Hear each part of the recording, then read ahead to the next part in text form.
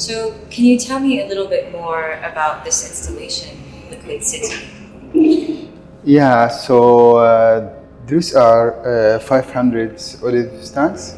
We call it in Arabic تنكة زيتون. Of course, in Palestine we call it تنكة زيتون too.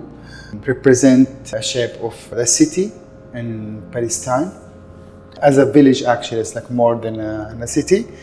Many of these villages are known of agriculture, olives trees, beautiful olive tree tags. So how things are placed, some upright, some horizontally. Yeah, and exactly. This is what you're trying to do with the levels. Yeah, that's why they have this architecture form or architecture shapes. That's why I played in the level to have the impact of the village.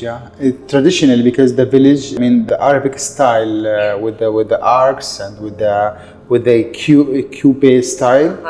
That's why they has the different levels. Yeah. And the colors of it. So obviously the color of the olive oil can is quite bright. It's shiny. So do you think that really brings out the idea of like the value of these cities, the Holy Land, let's say? Yeah. I'm very interested also with light and with the shadow. Sometimes they are part of my work. And interesting here because the shadow and the reflection of this metal silver color gives like more deep reflection, to have deep architecture shapes,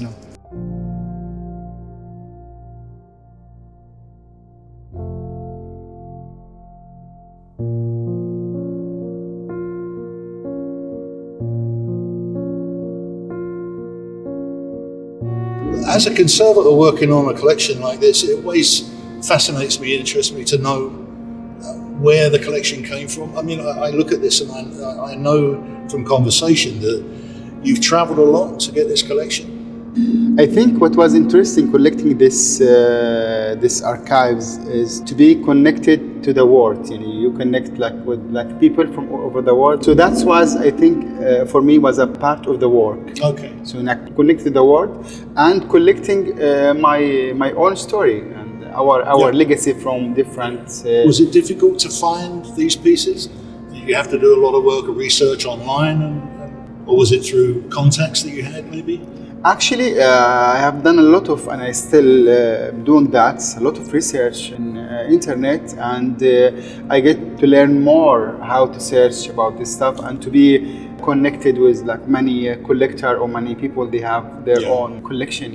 It's a beautiful collection, and there's such a strong social content here, the heritage, historical content, which makes it very important. Exactly. Not just for the presentation of the exhibition here at the Mariah Center. I will do my best to do so after that. This is actually my aim in the future, is to do that even with my art. And it's your responsibility. You're the custodian. It's a big responsibility, actually. It's really a big responsibility. As doing art, it's already a responsibility. Think about when you have an archive like that.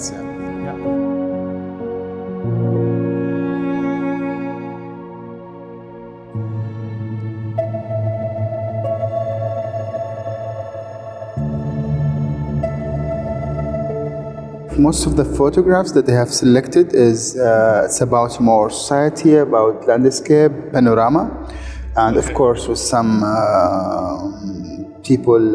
Is this telling a particular story, or is it just general images?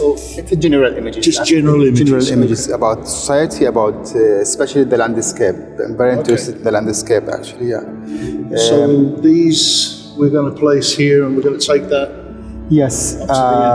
So actually, this is a kind of it's an installation sculpture piece with this photography, because also the stereoscope part of this work, where we will have one image to be in three-dimension view. Can't believe. It's beautiful. Fantastic. I think they're just so. It's just something about the age of the pieces. It's almost like your whole history. Exactly. It's very emotional for me, actually, keeping this photograph with me. And I was super excited when I have seen this one in in a collection, and I think it was in London or Manchester, something like that. I don't remember.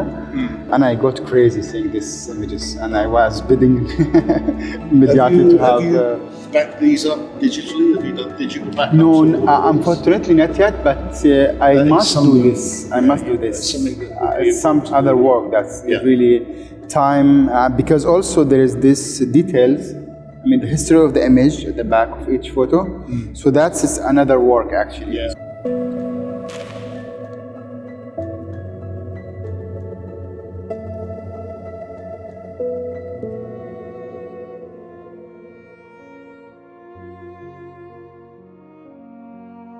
This is the series of olives oil factories in Naples from 1934, where you can find some elements that inspired me to do this sculpture piece here with this two contrast sculpture work.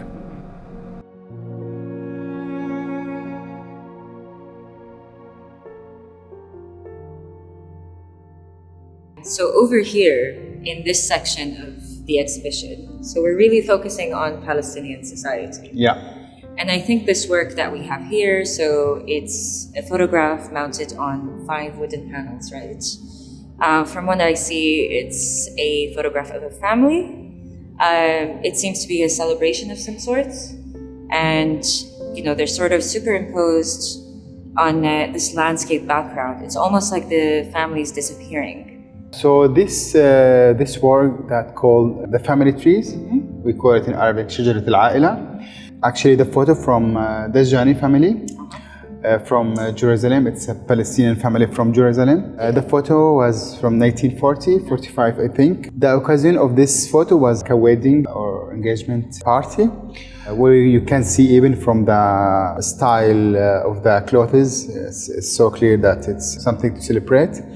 The fact that I use this mix and the shadow between the photo and the urban landscape and the photographs is represent also the disappearing, you know, and the replacement of this family. Not in particular this family, but I mean for many Palestinian families are displaced from their village, their city to the world. And the fact that I use this abstract shapes in most of my work represent the covering of something. It's a memory or to hide something behind. Yeah. So you said it was the Dajani family. Is there a reason for this, or was this part of the collection of photographs that you have received? Exactly. Yeah. Just because of the collection that I have received, and of course they represent a sort of society in Palestine. So you can have this experience in this section here.